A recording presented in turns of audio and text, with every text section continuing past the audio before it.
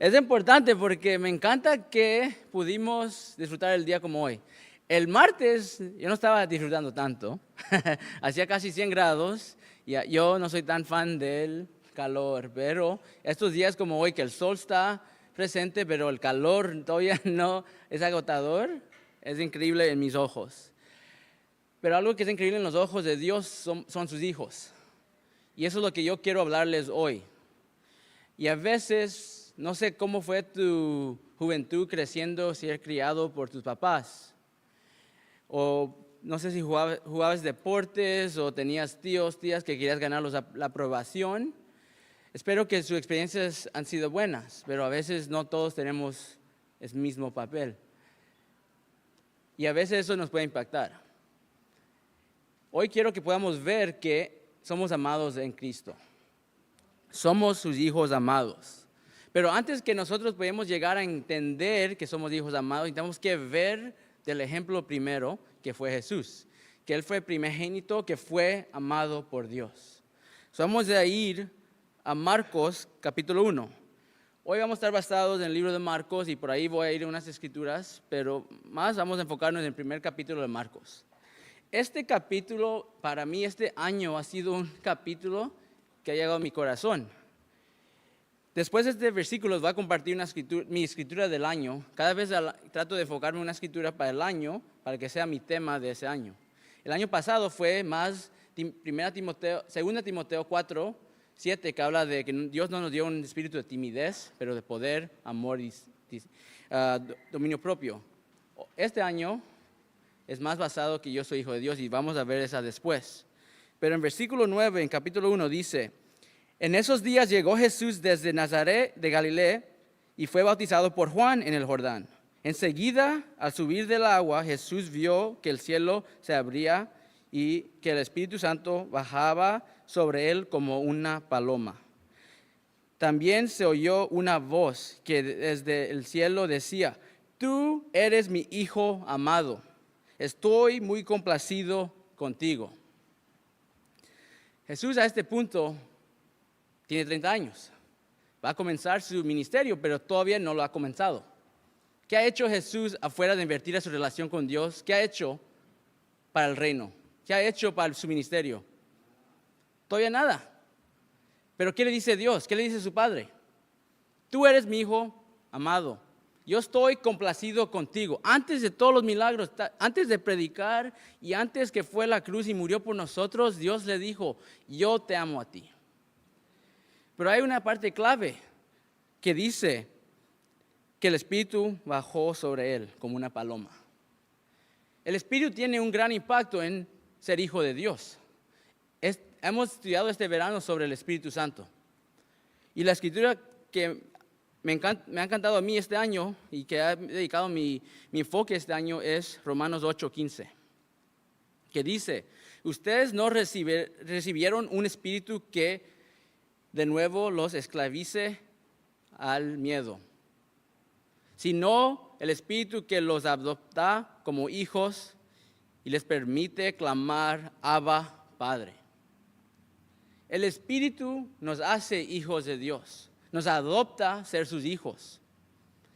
Para mí, llegar al reino fue algo difícil de adaptarme al amor, adaptarme a la sinceridad, adaptarme a sacrificar todo y pensar en el prójimo, porque así no fui criado, así no como yo pensaba. Yo hacía todo como buen soldado. Dime qué hacer para que lo haga. Y también por momentos lo hacía para que la gente me pudiera ver. Aparentar espiritual, aparentar religioso, aparentar capaz, astuto, pero eso no es el propósito, nada de eso. Eso te esclaviza porque sientes que necesitas que hacer algo para ganar la aprobación de Dios. Necesitas que mostrar tu milagro, necesitas que mostrar que tienes confianza, necesitas que demostrar que eres fuerte.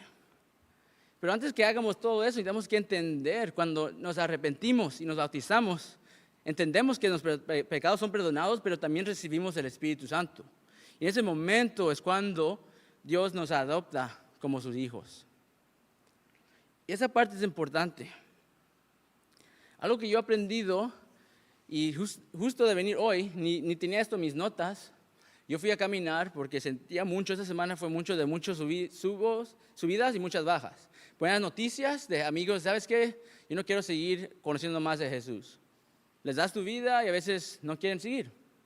Les amas, les quieren demostrar el amor que Dios tiene por ellos, pero no quieren. Pero después, unas horas después, alguien dice, sí, quiero aceptar este amor de Dios, yo quiero dedicar mi vida a Él. Eso es algo bueno, algo malo al principio, pero también algo bueno. Y eso nos pasa a nosotros. Acá muchos, yo sé que están dando sus corazones a otra gente. Están dando su corazón a hacer las cosas por Dios, pero a veces sentimos inseguridades. Necesitamos que hoy podamos entender que somos amados primero sobre todo. Porque algo que yo aprendí hoy cuando fui a caminar, tuve unas canciones y después de mi canción un podcast empezó y no sé por qué, ni sigo esa página o esa persona, pero estaba hablando de adoptar. Y dije, ok, la voy a dejar porque está hablando de adoptar. Y dice, cuando alguien está firmando una aplicación para adoptar un niño, hay una pregunta que les pregunta a los padres. ¿Hasta qué desafío pueden soportar en cuidar y amar del niño? Salud mental, debilidad física. Les preguntan hasta dónde pueden ir para amar a alguien, un hijo, si lo quieren adoptar. Y eso me hizo pensar, nosotros no somos perfectos y Dios elige amarnos. Éramos pecadores, éramos adictos a nuestros vicios. Puede ser la cerveza, podría ser pornografía, puede ser enojo, ira, chismes. Podemos estar en la oscuridad, pero en ese momento Dios dice, yo no tengo un límite, los voy a amar a ellos, los voy a adoptar. Nos arrepentimos, nos bautizamos y ahí los estoy adoptando a ellos. Eso es lo que me impacta aquí, que Dios le dijo a Jesús, yo te amo y estoy complacido contigo. Él estaba libre de hacer lo que quería. Él no estaba haciendo nada por ganar alguna aprobación. Sí, quería glorificar al Padre, pero de un amor, un respeto, una gratitud. Y yo creo que eso da más poder que solamente meterle el miedo a alguien. Porque el miedo no es perfecto. Y hemos visto eso sobre las escrituras que hemos estudiado este verano. Necesitamos amor encima de todo. Y Dios sabe que el amor nos va a ayudar a desafiarnos y transformarnos más de todo. Fuiste amado desde el principio, no por lo que has hecho. No podemos ganar el amor de Dios. Sea una condición en que necesitamos que arrepentir y recibir el Espíritu Santo, como dice la Escritura, pero esa es nuestra fe llevándonos a actuar, no es ganándonos nada. Yo siempre pienso, un regalo, alguien te lo puede dar, pero si tienes las manos cruzadas, ¿la vas a recibir o no? No, necesitamos que tener la postura correcta. Pero ¿por qué es importante entender que Él nos ama? Porque en 1 Juan, capítulo 4, versículo 19, nosotros amamos porque Él nos amó primero. El amor que recibimos del Padre tiene poder. Ese amor nos transforma. Ese amor no es egoísta, es sacrificial. Jesús lo demostró. El amor no es orgulloso, es humilde. El amor no es crítico, es compasivo. Y el amor no es duro, es misericordioso. Y es lo que quiero ver, que Jesús era el perfecto ejemplo en nuestra vida de alguien que aceptó su identidad como un hijo amado y usó esa libertad y ese amor a querer que todos lleguen a conocer el amor y la salvación de estar con el Padre. Eso es lo que vamos a estar viendo hoy. Hoy vamos a ver 3 características de un hijo amado. Y esas características vienen de Jesús. Si Jesús tiene esta característica y Jesús lo hace, ¿qué deberíamos nosotros esforzarnos a hacer? Seguirlo, aplicarlo, vivirlo. A veces podemos decir, yo no nací así, yo no soy así, mi comportamiento no es así. A mí me gusta esto, a mí me gusta mi tiempo solo. Yo creo que a Jesús también le gustaba su tiempo solo, pero vamos a ver en este capítulo que lo usaba para algo, para centrarse con Dios. Pero el amor de Dios debería transformarnos, debería cambiar nuestra vida de pensar, de vivir, de ver las cosas. Porque les digo honestamente, un hijo amado ve las cosas positivas, ve que Dios trabaja en lo difícil, en lo débil. Pero un hijo que no entiende que es amado va a ser difícil amar a los demás también. Por eso Dios quiere que aprendamos que Él primero nos ama sobre todo, antes de que hagamos los grandes milagros. Él me amó antes de que yo me arrepentí a ir a Argentina y venir a Boston. Él me amó antes de todo eso. Él me amó antes de estudiar la Biblia con mucha gente. Es importante que nosotros entendamos eso, que no podemos ganar ese amor. Pero vamos a ir a ver las características que vamos a ver de Jesús en que Él es amado. Un hijo amado es llamado, tiene un llamado para su vida. Un hijo amado tiene un corazón que reflexiona a Cristo y un corazón que piensa en los demás sobre Él. Y un hijo amado está enfocado en ese amor que ha recibido y querer que la gente llegue a conocer ese mismo amor. El primero que vamos a ver, llamado, en Marcos 1, 14 al 20, y solamente vamos a estar en el 16, aquí dice, pasando por el lago de Galilea, Jesús vio a Simón y a su hermano Andrés, que echaban la red al lago, pues eran pescadores. Vengan, síganme, dijo Jesús, y los haré pescadores de hombres. Al instante dejaron las redes y los siguieron. Antes de todo esto, Jesús ya fue bautizado, recibió ahí que la paloma llegó para demostrar, fue más para cumplir un hecho. Él salió, fue al desierto, 40 días. Ayunó, estuvo con Dios. Salió de ese ayuno después de 40 días y empezó su ministerio, empezó a predicar. Y lo que predicaba era, arrepiéntanse porque el reino de Dios está cerca. ¿Arrepiéntanse de qué? Arrepiéntanse en las cosas del mundo, que el reino de Dios es amor, vengan acá. Dejen lo que los tienen en cadenas, pero vénganse a Dios. Le está diciendo, elijan Dios más que todo. Y él sabe que, soy llamado por un propósito, él entiende su propósito, pero él también entiende, ¿sabes qué? Voy a llamar a otros a hacer lo mismo que yo estoy haciendo. Elige Pedro, Simón aquí, pero después Pedro, Andrés su hermano y también los primos, Santiago y Juan, que los llama también. Dios está llamando a sus discípulos, son los primeros discípulos que él llama y les da este encargo.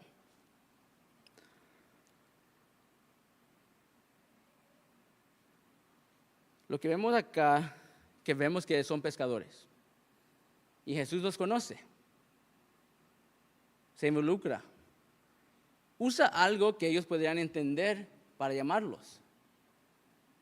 Él sabe que ellos saben todos los términos de ser pescador, qué es todo lo que hacen para pescar peces. Dice, ustedes ahora van a hacer lo mismo, pero ahora para hombres. No sé si entendían su llamado completamente. ¿Qué nos está diciendo? Pero ellos estaban en espera de un Mesías. Ellos crecieron judíos, estaban esperando por un Mesías. No es que los siguieron ciegamente, tenían fe, tenían una base. Pero cuando entendieron que Él era el Mesías, era fácil y lo hicieron. Pero era que aceptaban y lo crean.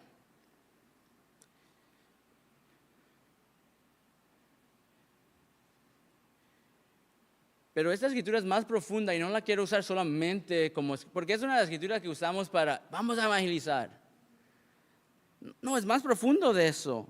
Es compartir ese amor que hemos recibido de Dios y dárselo a otros.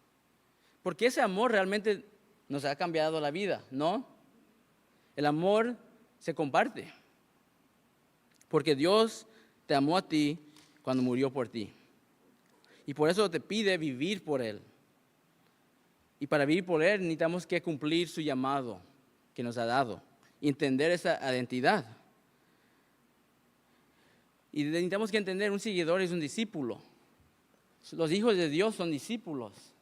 Los hijos de Dios no son hijos malcriados que se quedan en la casa en el sofá haciendo nada. Eso es lo que yo fui por 1 año y medio. Me gradué de la high school, no pude jugar fútbol americano en la universidad. Dije, si no voy a jugar fútbol americano, ¿por qué quiero estudiar? Mi papá me soportó por 1 año y medio, pero necesito que aprender que sí, Dios me ama más que mi papá, y mi papá me amó en ese momento, pero el amor tampoco es dejarme hacer lo que estaba haciendo, es de llamarme alto. Y Dios es el Padre perfecto. Un discípulo, ¿qué debe hacer? Negarse a sí mismo.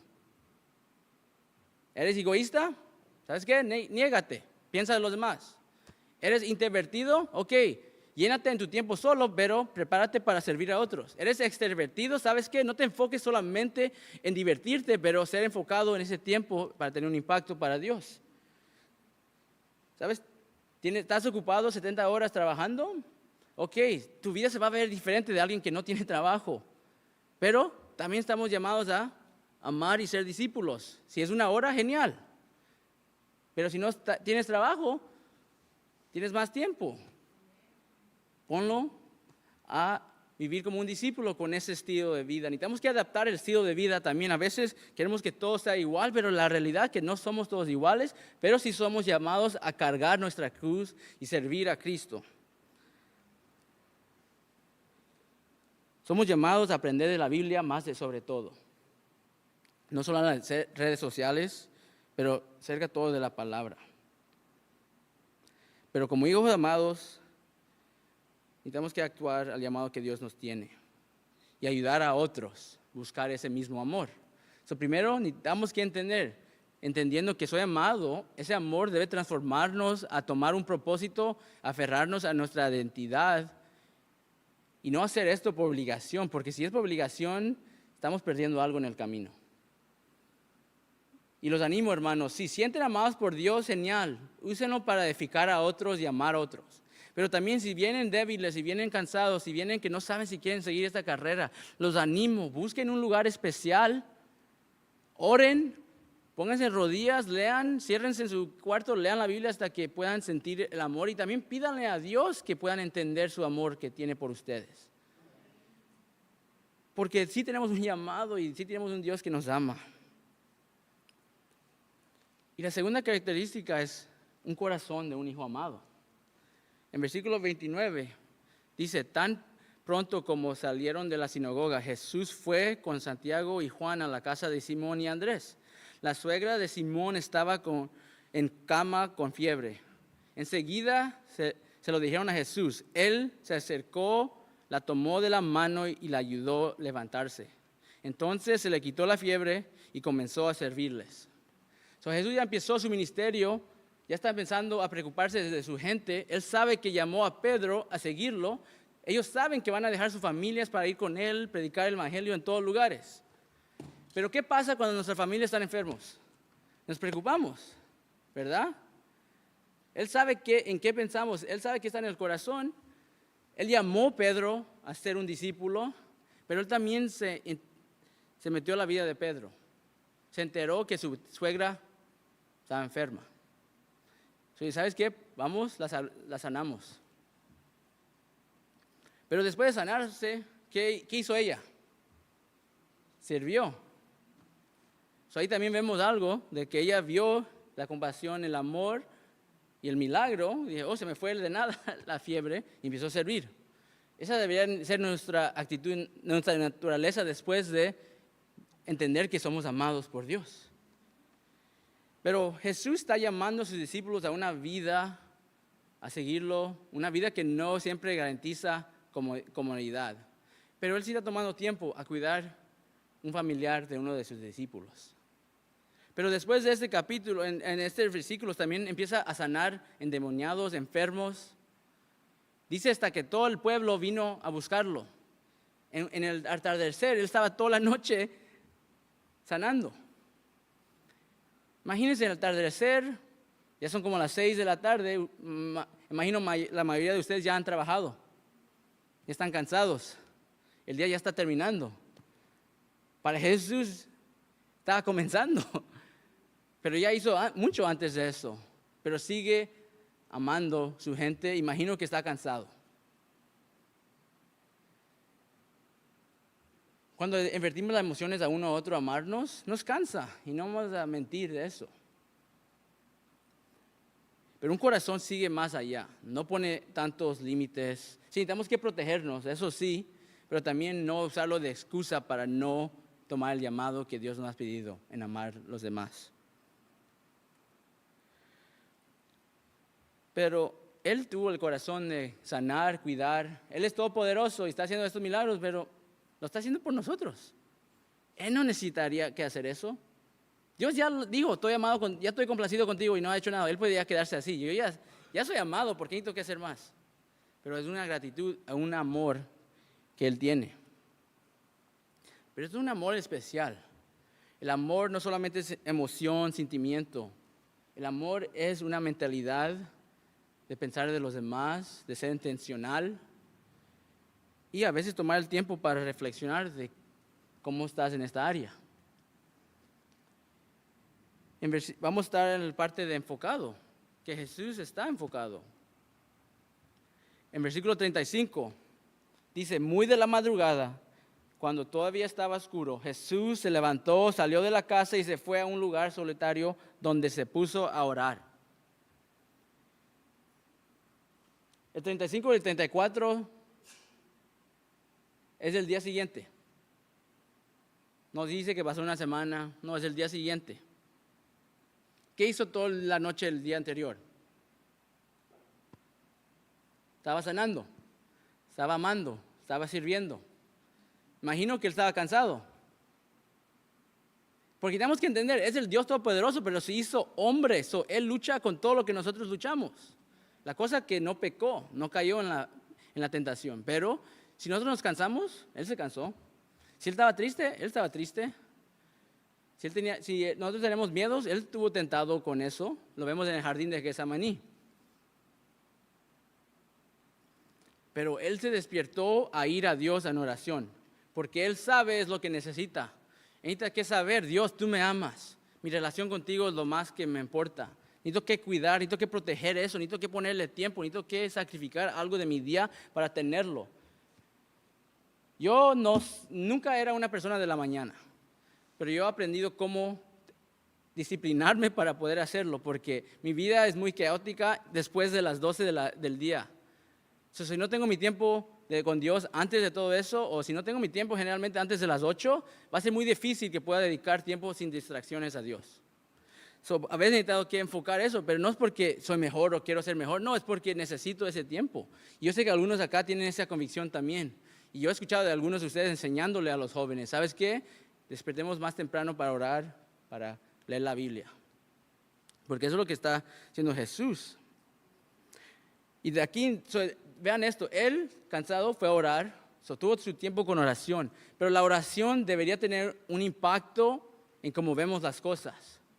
Porque en el 36 dice, Simón y sus compañeros salieron a buscarlo, pero por fin lo encontraron y le dijeron, todo el mundo te busca. Él estaba sanando en la noche anterior. ¿Qué está pasando? Todos están diciendo, este hombre está sanando, está curando, está sacando demonios. Muchos más dicen, hey, ven, tienes tu tía que está enferma, ven, vamos a llevarlas a Jesús para que lo sane. Los discípulos están buscando a Jesús porque se necesita de ti. Pero vemos la respuesta de Jesús. Vámonos de aquí a otras aldeas cercanas donde también puedo predicar, para esto he venido. Así que recorrió todo Galilea predicando en las sinagogas y expulsando los demonios.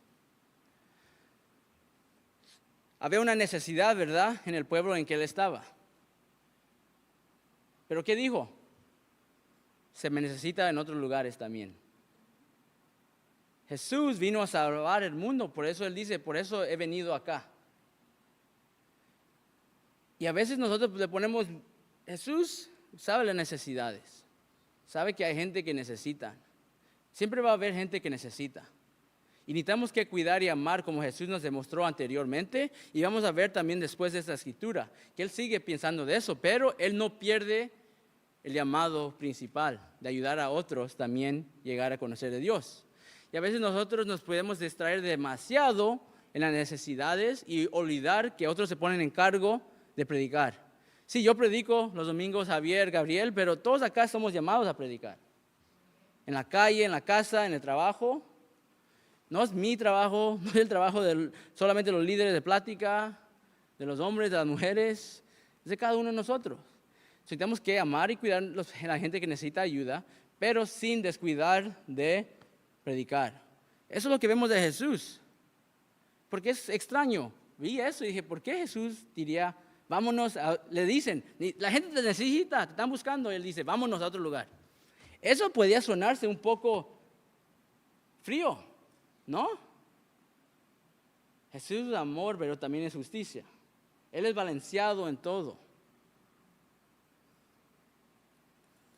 Y eso es lo que, pero vemos, Él oró y esto fue la respuesta. A veces, ¿para qué vamos a orar? ¿Oramos para que Dios se alinee a lo que nosotros queremos hacer? ¿Oramos para que Dios nos dé lo que necesitamos?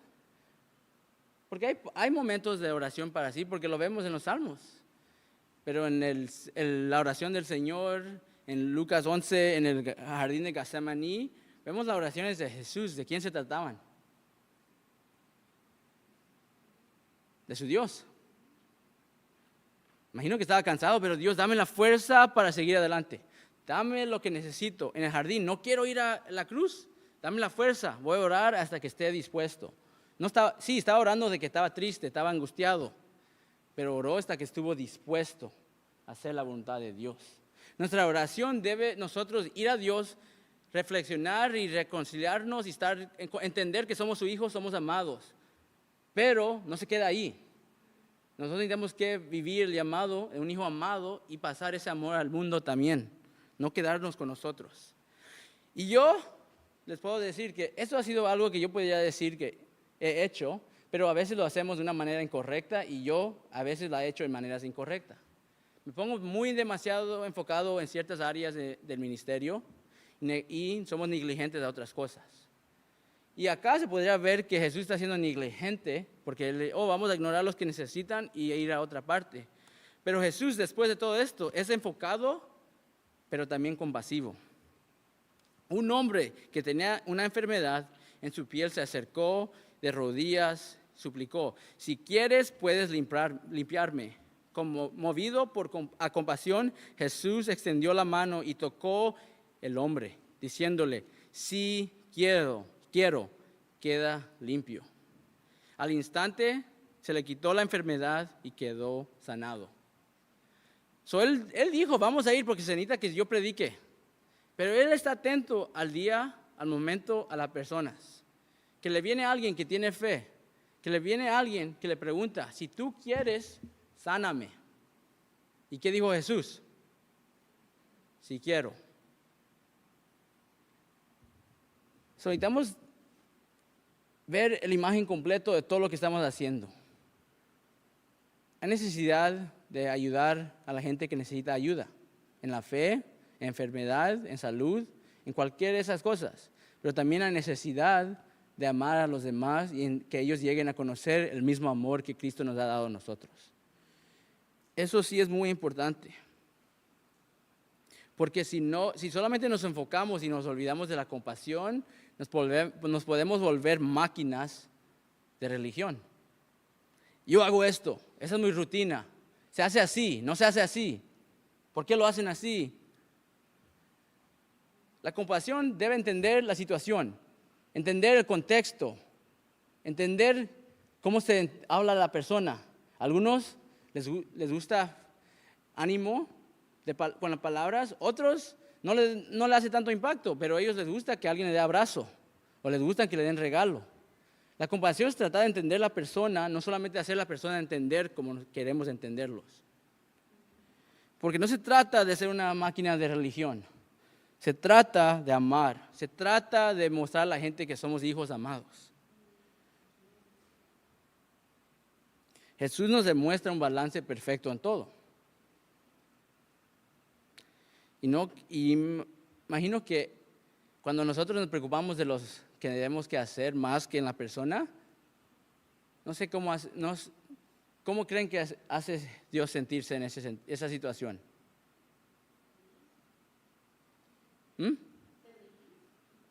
¿Feliz? Creo que le dije mal si la respuesta fue feliz.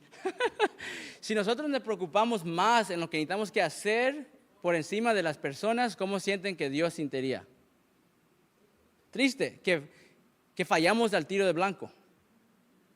En Mateo 23, dice: ustedes, fariseos, se enfocan más a los asuntos menos importantes, como medir el diezmo, pero se olvidan y son negligentes a los asuntos más importantes: la misericordia, la justicia y el amor.